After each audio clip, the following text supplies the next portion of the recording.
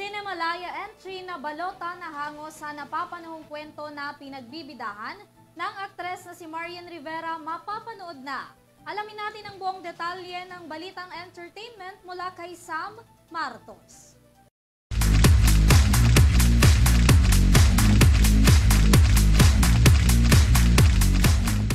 Nandito lang ako.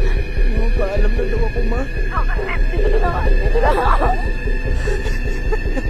Mapapanood na ang isa sa inaabangan ng mga Pinoy, ang Cinemalaya film na Balota, kung saan pagbibidahan ito ng aktres at primetime queen na si Marian Rivera.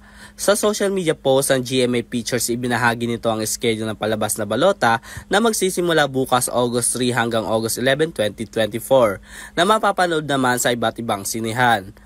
Isa ang pelikulang Balota sa 10 kalahok ngayong taon sa Cinemalaya Film Festival, kabilang na dyan ang The Hearing, Love Child, Gulay Lang Manong at marami pang iba.